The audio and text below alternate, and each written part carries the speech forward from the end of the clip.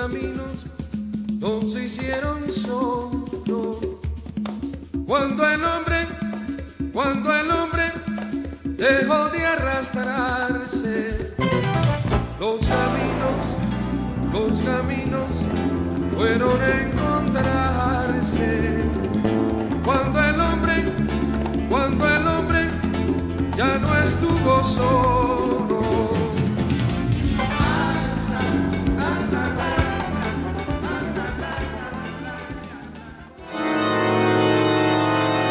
En apenas 72 horas, las tropas comandadas por Fidel Castro derrotan a la fuerza expedicionaria entrenada por Estados Unidos. En alta mar, unidades de la Armada norteamericana observan cómo arde el barco Houston sin poder reembarcar a la Brigada 2506 que se rinde en masa. El gobierno de John F. Kennedy admite su participación en la agresión y se responsabiliza con la derrota.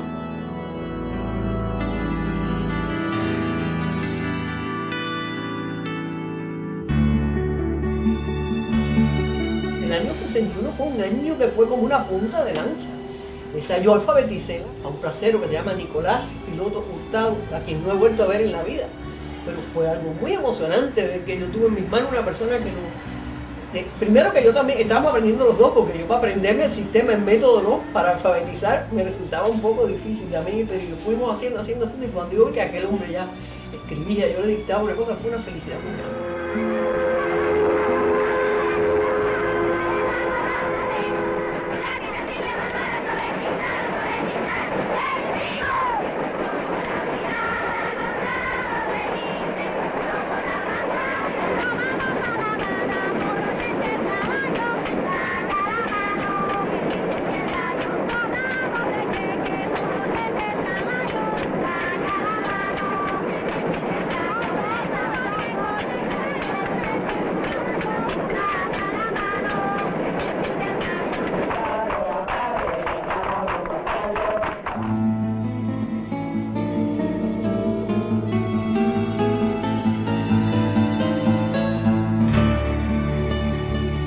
Vamos a proceder a izar la bandera con la que el pueblo de Cuba proclama ante el mundo que Cuba es ya territorio libre de analfabetismo.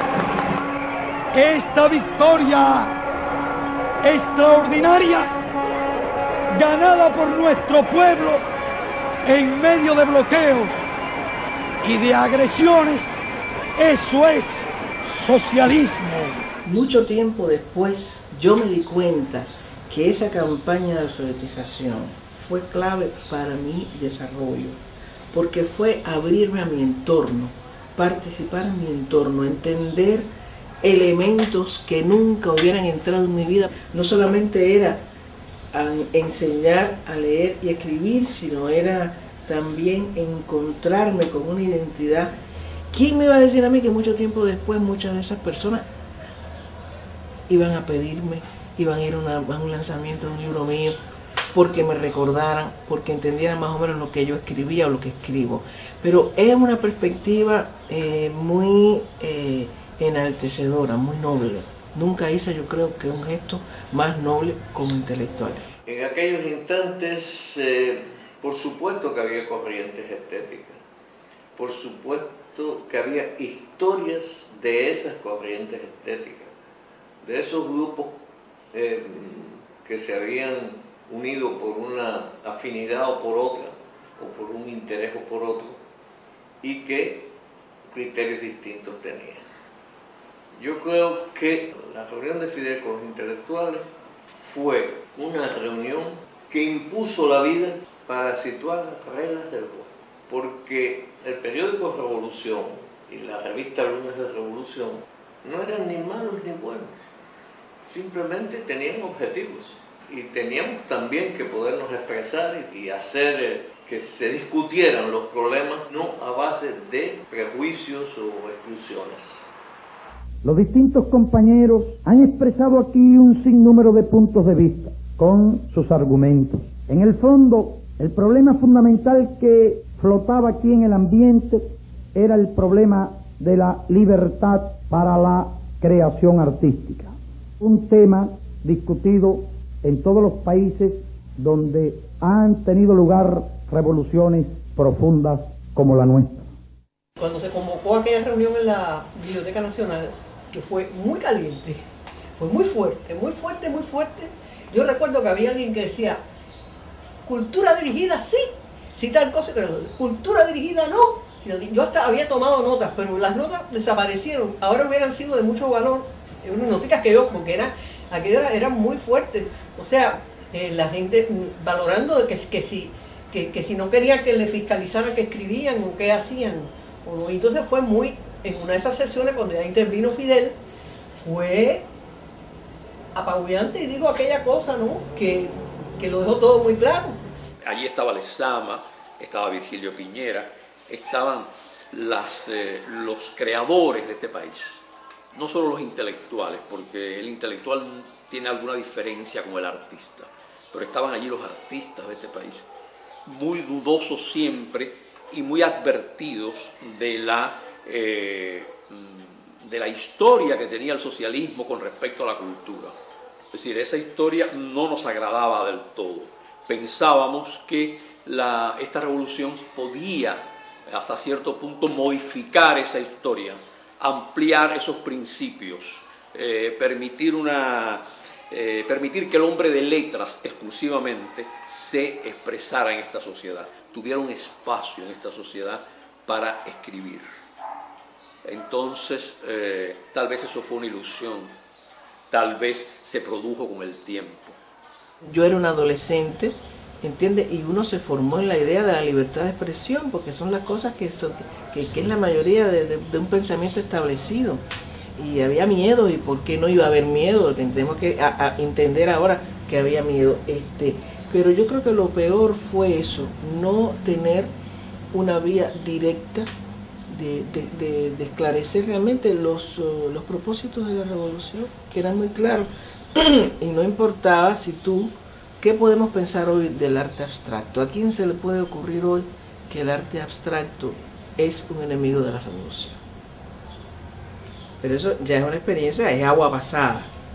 En esa época que estamos hablando nosotros, había personas que pensaron que podía haber, que el mundo moderno, que la vanguardia era un peligro. Y yo no pienso que la frase de Fidel tenga nada que ver con formas artísticas ni con formas de arte. Pero nosotros no sabíamos nada del realismo socialista como creación.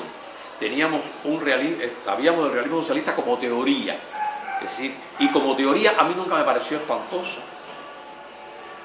Y para los escritores realistas no debía ser un espanto, porque reflejar la sociedad que tú vives, sea socialista o capitalista, me parece un principio utilizable en literatura para el que haga ese tipo de literatura testimonial.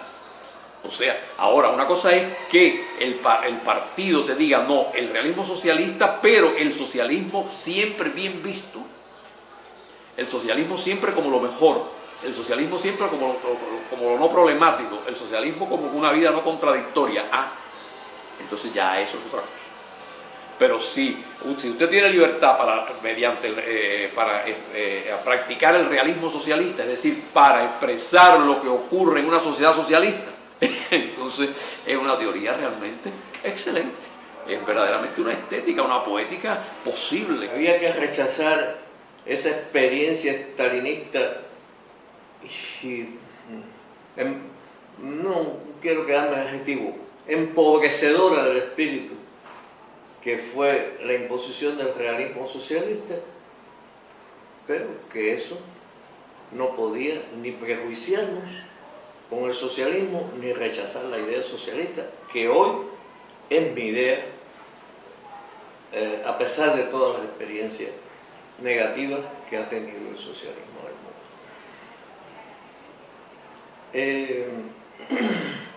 Ese enfrentamiento fue la clave de la reunión de Fidel con los intelectuales.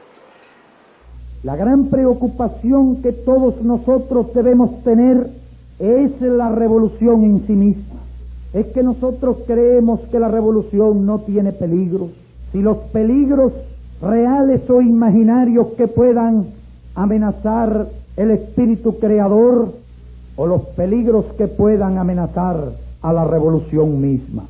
La revolución debe tratar de ganar para sus ideas a la mayor parte del pueblo. Nunca debe renunciar a contar con la mayoría del pueblo. Creo que esto es bien claro. ¿Cuáles son los derechos de los escritores y de los artistas revolucionarios o no revolucionarios? Dentro de la revolución todo, contra la revolución ningún derecho. Le pedimos que pongan su granito de arena en esa obra, que al fin y al cabo será una obra de esta generación. Nosotros, esta generación, señalados, es que sabemos todos, tanto de los barbudos como los lampiños, los que tienen abundante cabellera, o los que no tienen ninguna, o la tienen blanca. Esta es la obra de todos nosotros.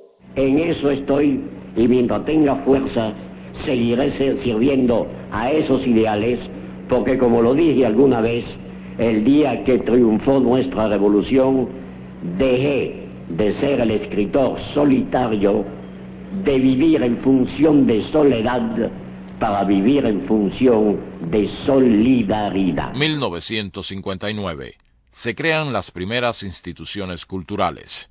La intelectualidad artística y literaria se siente realmente protagonista y lo asume a conciencia de que vive un momento excepcional para la realización de sueños de creación y de reconocimiento social. La tirada de 100.000 ejemplares del Quijote y su venta a precios módicos marca el punto de partida de la Imprenta Nacional de Cuba dirigida por Alejo Carpentier.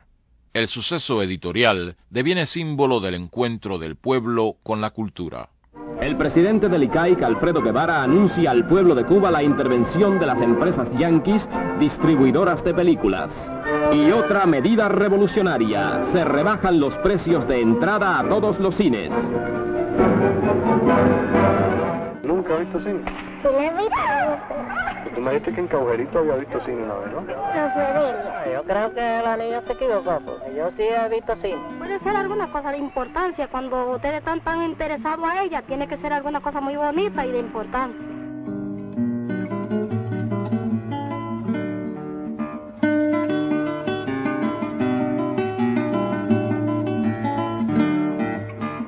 Desde el principio fuimos muy conscientes de que no podíamos competir con una cinematografía que tiene todos los recursos del mundo y que nosotros no teníamos, solamente una realidad muy rica, y aspirábamos a tener suficiente creatividad como para, con los elementos esenciales, poder hacer películas que fueran interesantes y que se colocaran en otro terreno distinto del cine americano. La fundación del ICAI abre una etapa inédita en la historia del cine en la isla. Los jóvenes que entonces accedieron a la creación fílmica la asumen con un desafío ético y estético. Quieren dejar testimonio de su época y contribuir desde la pantalla a la transformación de la realidad. Volver a contar la historia o contarla por primera vez. Conocer y hacer conocer los problemas de Cuba. Al mismo tiempo, el público comienza a descubrir otros lenguajes y con la diversidad se inicia un cambio y enriquecimiento continuo.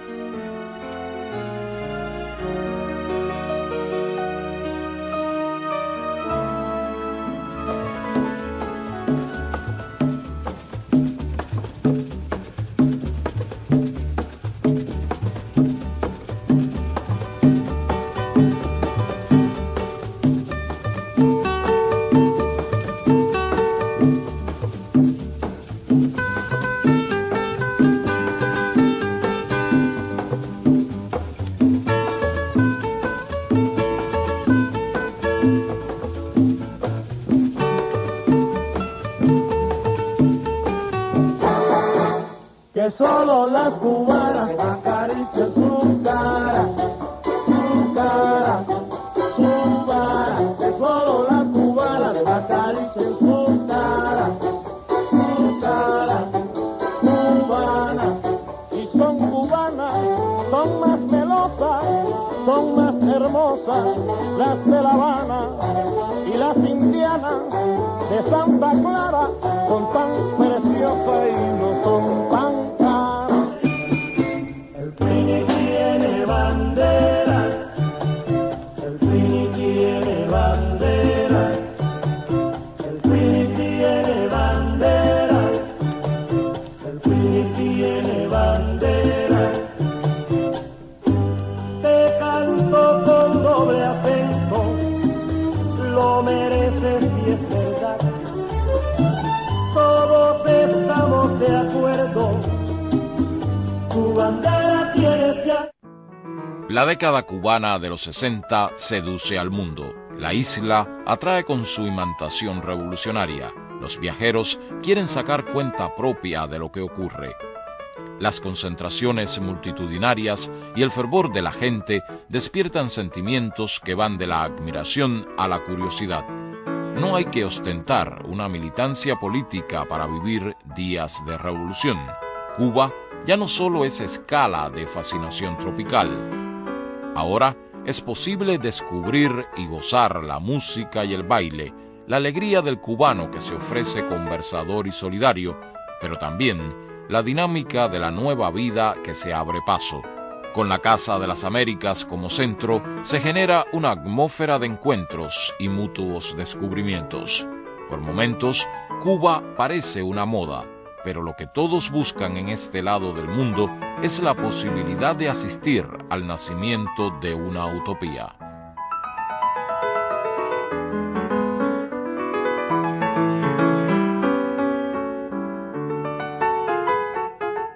Bueno, después del triunfo de la revolución, como todo ha cambiado, y yo creo que todos nosotros también fuimos transformados por este proceso tan tremendo, yo sentí que la necesidad de comunicar algo más directo, algo más relacionado con este fenómeno que nos había hecho a todos distintos, me pareció que lo que yo necesitaba expresar en ese momento era esta nueva realidad, vista a través de mis medios plásticos y pictóricos.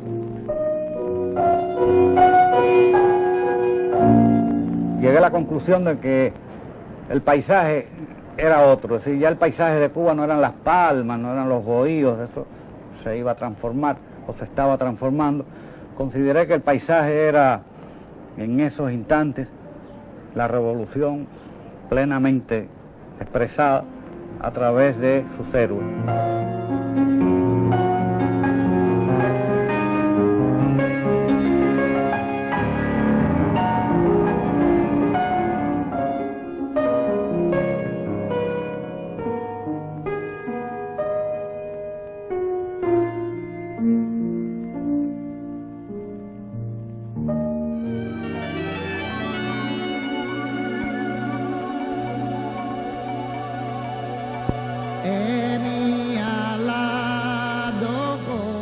Al asistir a un huemilere, ceremonia sagrada en el ámbito de la santería, Andrés Cruz vive en el tiempo de los orillas. A 2 pasos de La Habana, apenas se cruza la bahía, en regla se rinde culto a Yemayá, reina de las aguas, o a Santa Bárbara, que se viste de Changó.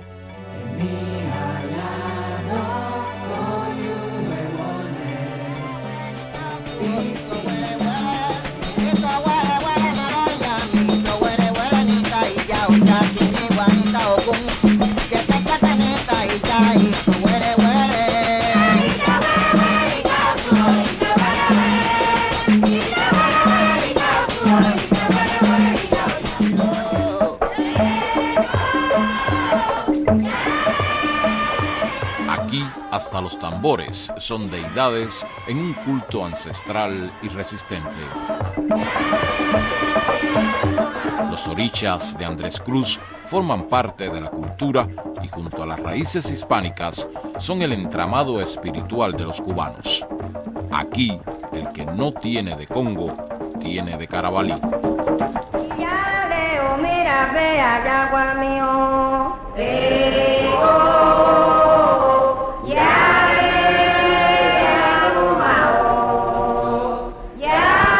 veo, mira, vea.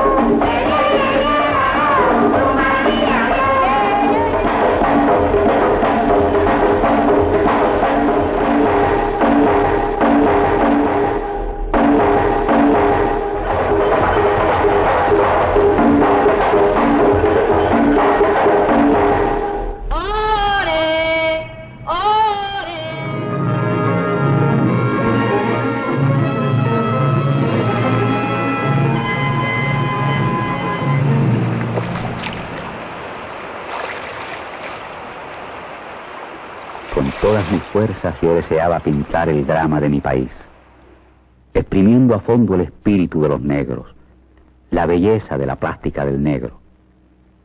Así yo fui siempre, como un caballo de Troya de donde saldrían figuras alucinantes, capaces de sorprender y de perturbar el sueño de los espectadores. Yo corrí el riesgo de no ser comprendido ni por el hombre de la calle, ni por los otros. Yo lo sabía. Pero un verdadero cuadro es aquel que posee el poder de hacer trabajar la imaginación.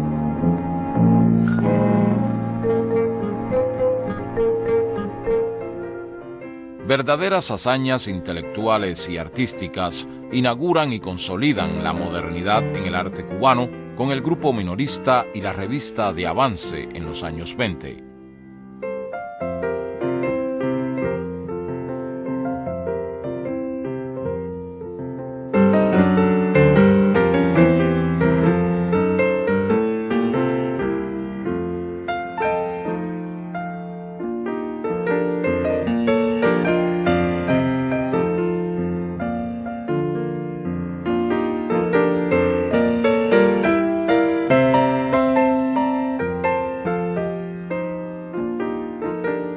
Posteriormente, se fundan el Estudio Libre y la Sociedad Cultural Nuestro Tiempo, experiencias que se caracterizan por el compromiso social de sus promotores. Otro camino, en medio de la frustración republicana, la ofrecen los integrantes de la revista Orígenes, quienes buscan en la intimidad poética las claves de una Cuba secreta, de un núcleo de resistencia que mantenga intactos los valores de la identidad.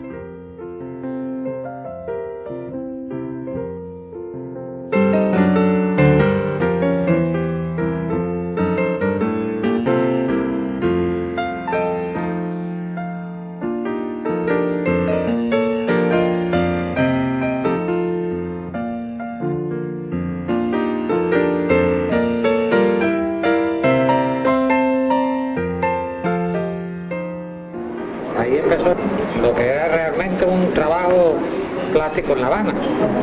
No me refiero a los problemas de los alumnos, sino a la participación el diálogo que teníamos casi diariamente los artistas que nos encontrábamos allí.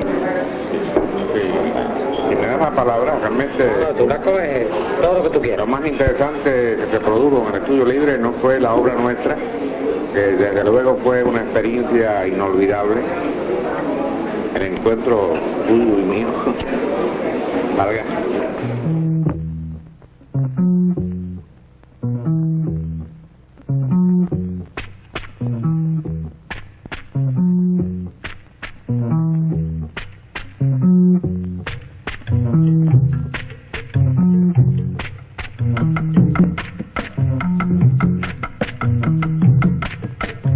Siempre pensaba de qué manera yo podría darle forma plástica a este sentimiento que yo tenía sobre mi Habana.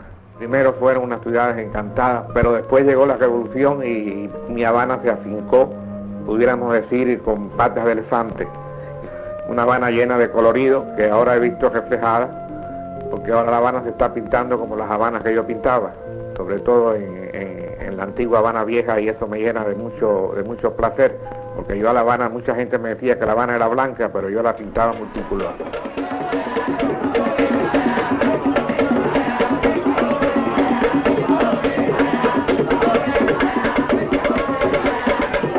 Quizás el mayor hallazgo en el camino hacia la revelación visual de la cubanía esté en la iconografía de Wilfredo Lan, síntesis de mestizaje y universalidad, cualidad esencial descubierta en sus estudios culturales por el sabio Fernando Ortiz, quien desentrañó el proceso de transculturación permanente sobre el cual se asienta el irrepetible modo del ser cubano.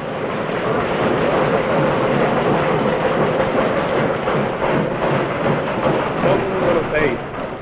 Yoruba soy, lloro en Yoruba Lucumí.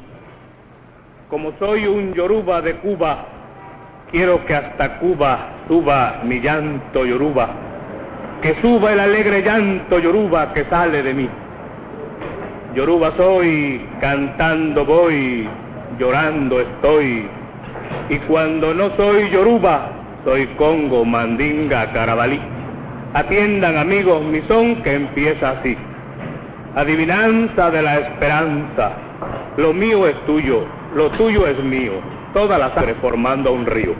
Que rompa el son caliente y que lo baile la gente, pecho con pecho, vaso con vaso y agua con aguardiente.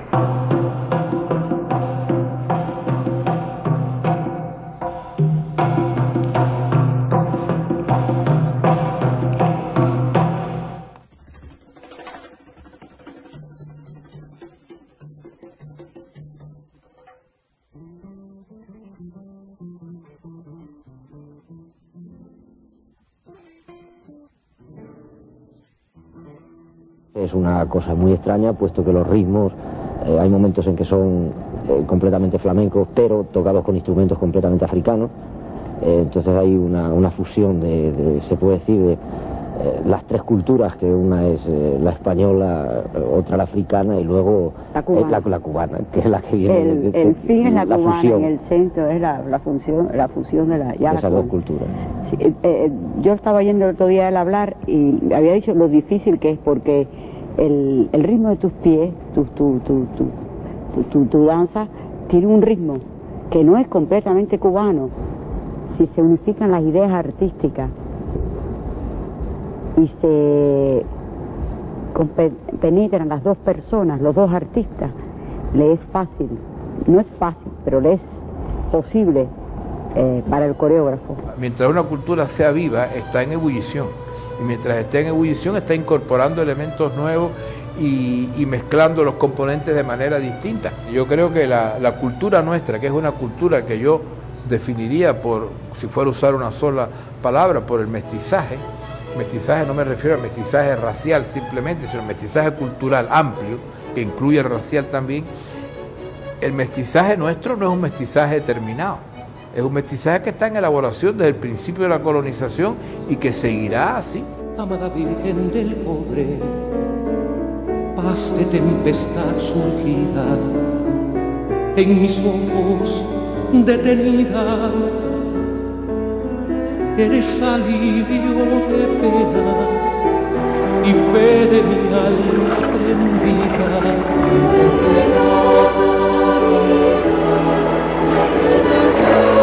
Madre de Dios, ven a verme. En tu nombre es realidad la palma real y el sinsonte. Mi mar, mi cielo, mi monte, brisa de simple verdad, Virgen de la Caridad. Creo que se puede decir que de algún modo el santuario de Nuestra Señora de la Caridad en el Cobre es como el corazón del pueblo cubano. Allí uno encuentra, si uno mira las promesas, los esvotos que la gente deja, la historia de Cuba reflejada de manera increíble, porque se puede encontrar, refiriéndome ya a las cosas más recientes, cantidad de insignias militares de cubanos que fueron a combatir a Angola y a Etiopía, tierra de Guantánamo que el astronauta cubano llevó al cosmos cuando estuvo dando vueltas por el cosmos, en acción de gracia por haberle salido todo bien, promesas de Rosita Fornés y de la madre de Fidel Castro, porque la revolución pasó y sus hijos estaban vivos, la medalla de Hemingway del premio Nobel, todo está allí. Los africanos que vinieron a América, no solo a Cuba, sincretizaron sus orichas, sus santos africanos visualmente, porque oralmente no entendían lo que se les explicaba. El caso de Santa Bárbara es un caso muy claro, porque Santa Bárbara sincretiza en Cuba con Xangó. Xangó es un rey mítico, yorubá, que es el sinónimo, el exponente mayor de la virilidad. Se le representa con una espada o con un hacha, más bien en la mano.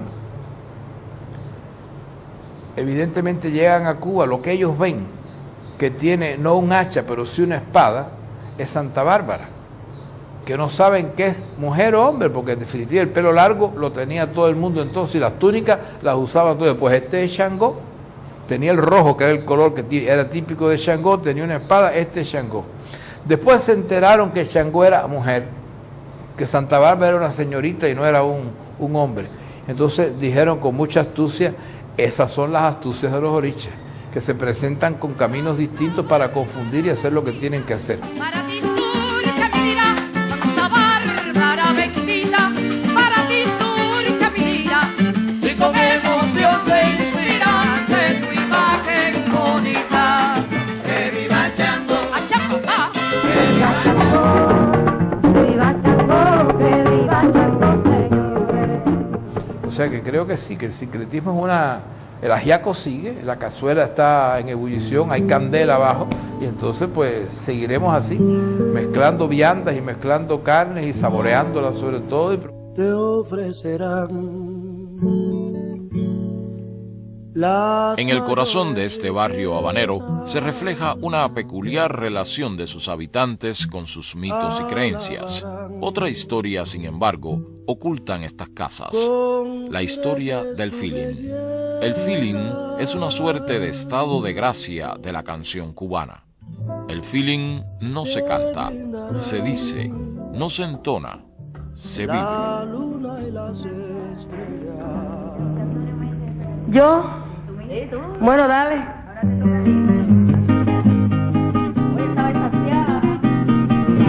Es que estoy enamorada, mi amor. Todo puede, me vienes tú. Te ofrecerán las mayores riquezas, alabarán con creces tu belleza, te brindarán la luna y las estrellas, te dirán las palabras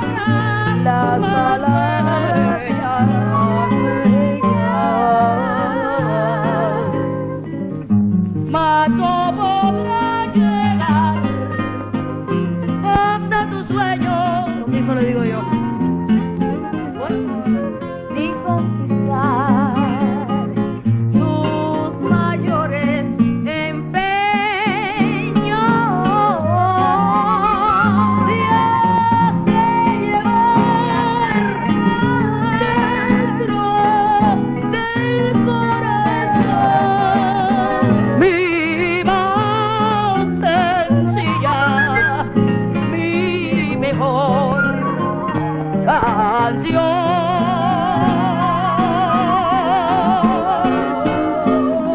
la lengua se te va a caer, se te va a caer, se te va a caer. ¡Ay!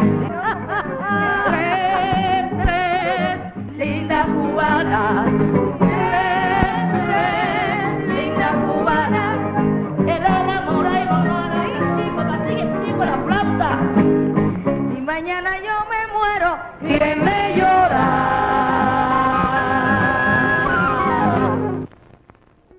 En el año 68, Padilla y yo presentamos cada uno una obra al concurso de la UNIAC. A partir de ahí se formó un grave problema con nosotros. Un problema muy costoso para el prestigio internacional que en ese momento tenía la revolución. Un problema que la reacción del Estado cubano hizo que muchos amigos de la revolución cubana, marxistas, todos se separaran, protestaran, escribieran cartas. Fue el primer problema internacional en el plano de la cultura y hasta en el plano ideológico que la revolución tuvo. Se dijo que nosotros éramos unos provocadores, que habíamos participado, que nos habíamos puesto de acuerdo para participar en el concurso. Nada de eso es cierto.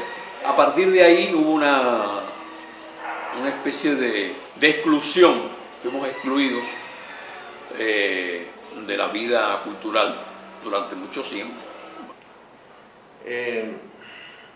Las tendencias, los grupos, las personas no renuncian jamás a de algún modo insertar en las reglas del juego sus posiciones. Yo creo que es que lo que ha pasado después tiene mucho que ver con esto.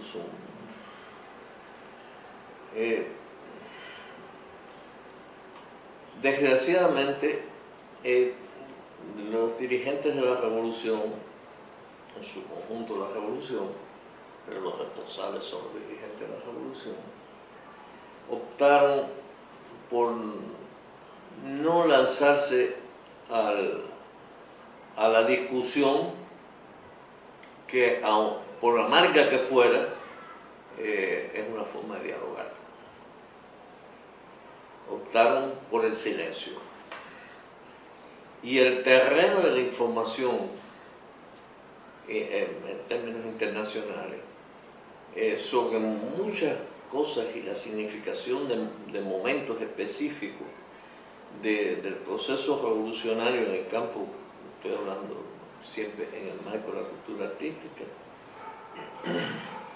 ha quedado condicionado por la expresión de los no revolucionarios, de los contrarrevolucionarios, de los enemigos de la revolución, sea por resentimiento o por ignorancia, o sea por militancia neocolonial imperial. Cuando se puede uno detener de un modo preciso en las cosas, sabe muy bien que muchos aconteceres que tuvieron por marco el Consejo Nacional de Cultura y que lastimaron a no pocos compañeros valiosos que han resistido además, que tuvieron el coraje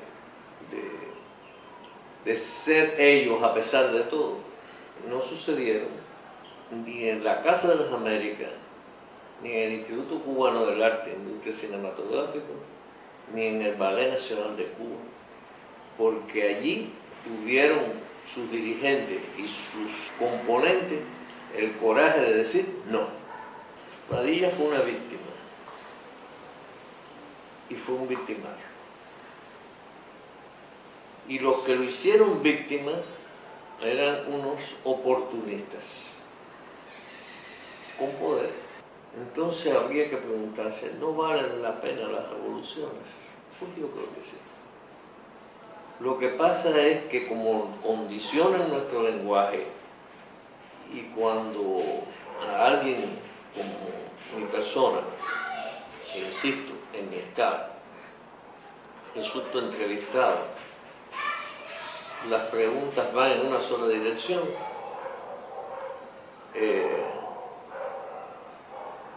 queda en la oscuridad el arco maravilloso de una revolución que ha sido capaz no solo de afirmar la dignidad de nuestro pueblo, no solo que ha sido capaz de abrir a cada uno de nosotros la posibilidad de vivir en dignidad. ¿Ese es tu papá? ¿Quién? Ese es el del tabaco.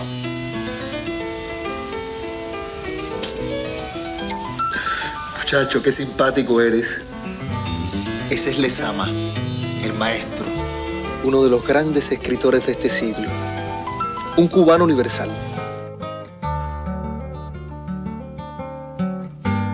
No se crean que es majadería, que nadie se levante aunque me ría. Hace rato que sigo lidiando con gente que dicen que yo canto cosas indecentes. Te quiero, mi amor, no me dejes solo, no puedo estar sin ti. Mira que yo lloro, no ven, ya soy decente, me fue fácil.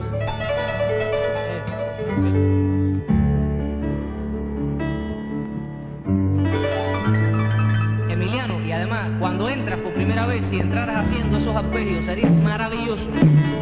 Maravilloso, la primera vez que entras, que entraras así, sería maravilloso. ¿Verdad? La primera vez que entras, insólito.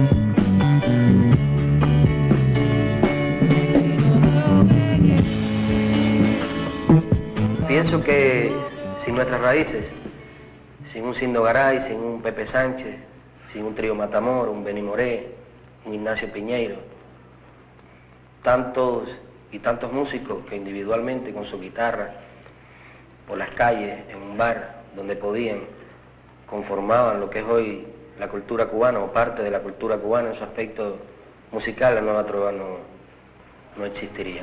Qué feliz me siento en estos momentos al estar en este taller que no se sabe cómo ni cuándo ni para qué nació mi querido amigo Filique. Les voy a presentar cómo se va adelantando la trova cubana en La Habana.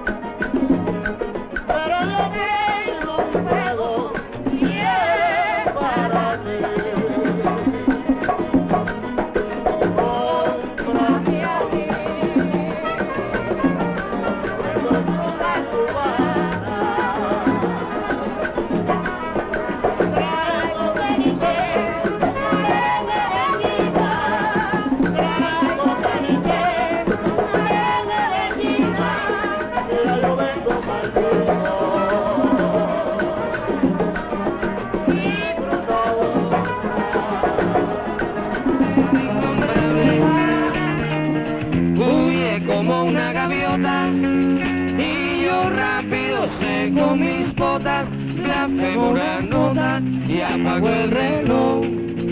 Que me tenga cuidado el amor, que le puedo cantar su canción. Un unicornio azul ayer se me perdió, pastando lo dejé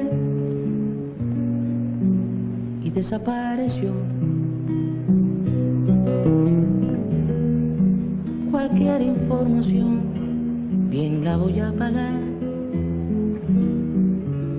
Las flores que dejó no me han querido hablar.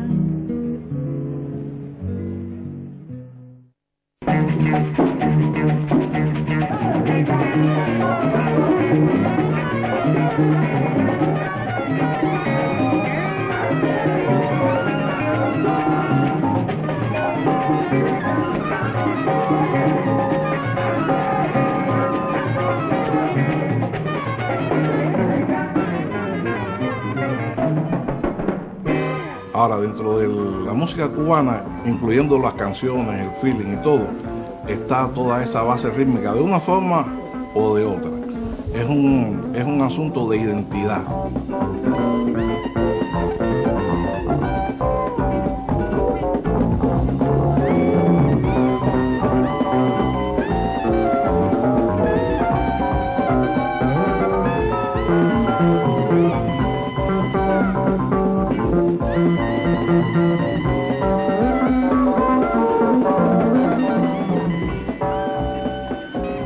La cosa de Iraquere fue buscar el público y esa fue una de las razones que nos lanzó a hacer música popular bailable y entramos con Bacalao con Pan. Cuando nosotros tocábamos, igual que cuando en otra época tocó Benny Moré, en esos sitios calientes el público se paraba a mirar a Benny y cuando los iraqueres tocaban en el Mambí parecía un concierto, la mitad de la gente se ponía a ver lo que hacían los músicos y a escucharnos.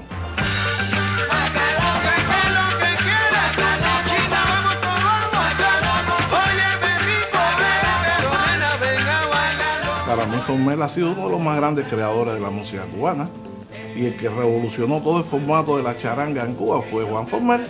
Y Juan Formel ahora le puso teclados electrónicos, le puso todos los sonidos contemporáneos, hasta computadoras, y sigue siendo música cubana y es la orquesta cubana con que mejor baila la gente, no solamente en Cuba.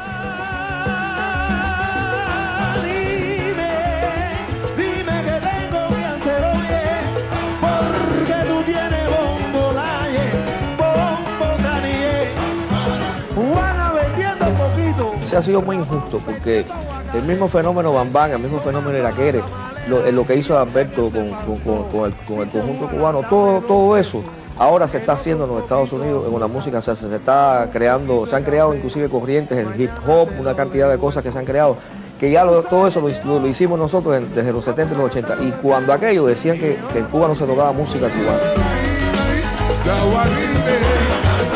Yo te la busco a ti, yo te la busco a ti, yo te la busco a ti, y yo te la busco a ti.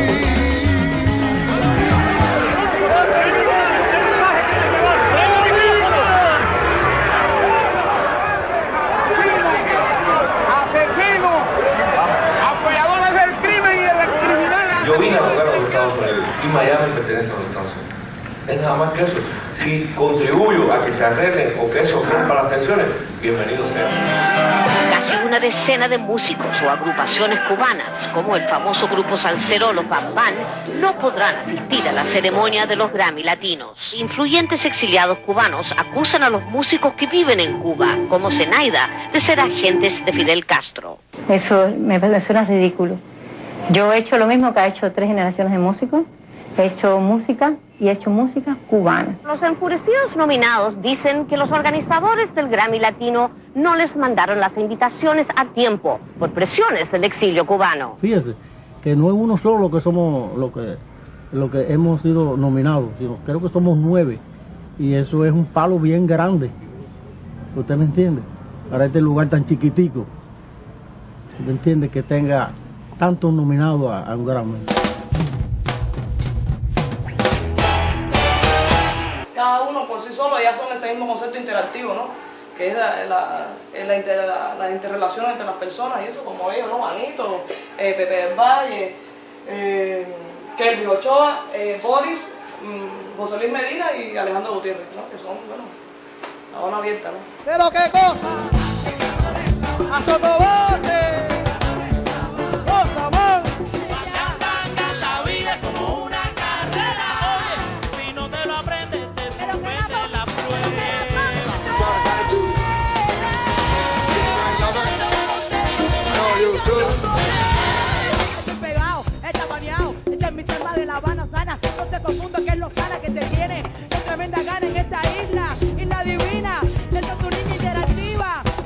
Nosotros cada día buscando la medicina, que es lo que está enganchadísimo con La Habana. Tiene que salir algo bueno porque cada persona está bebiendo en fuentes diferentes y esa fuente unida no puede ser, tiene que ser explosiva. Tiene que ser explosiva y además y lo bueno que es música cubana. No se puede decir que es otra cosa, porque es música totalmente cubana.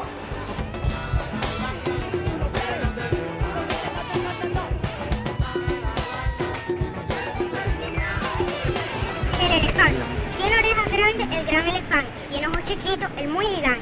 Tiene una nariz muy larga, el gran elefante. Tiene un rabito chico, el pobre gigante. Ahí tiene versos más cortos y versos más largos. La rima se mantiene en todos los casos, es una rima buena.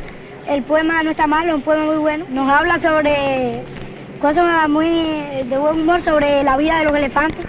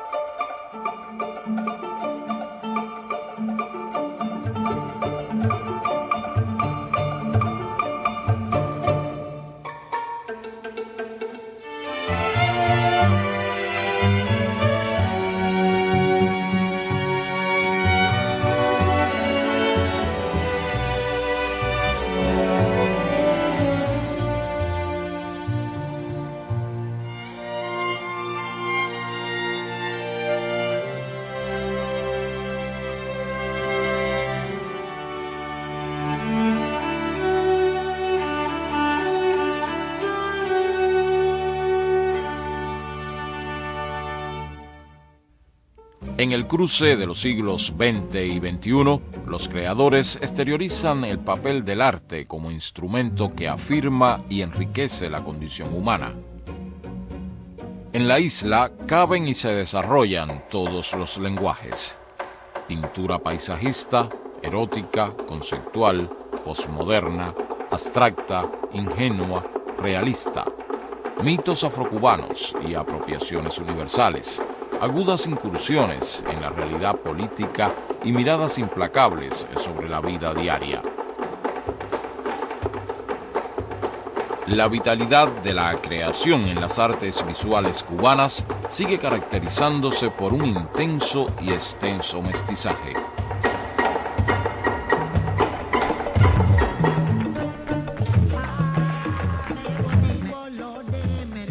Es una suerte grande poder ver al final de una larga etapa revolucionaria cómo se multiplica todo. Todo quiere decir que nada está excluido.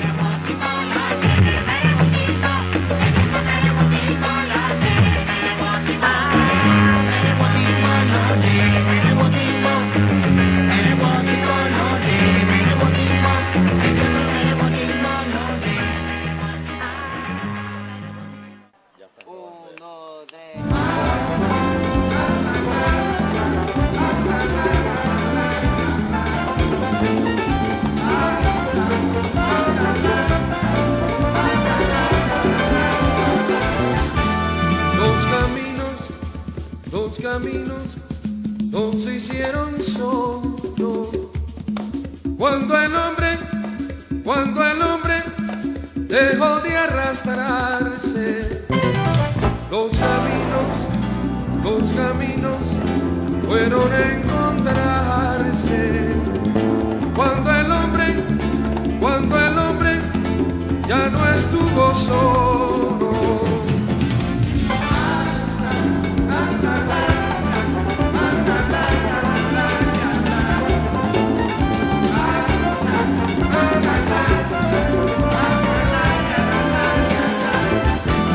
Los caminos que encontramos hechos son desechos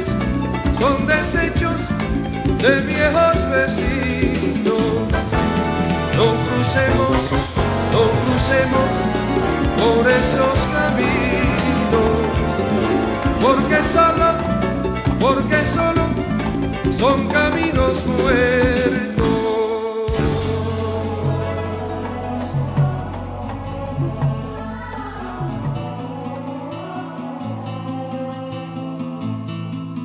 Hay caminos que conducen a una sola dirección.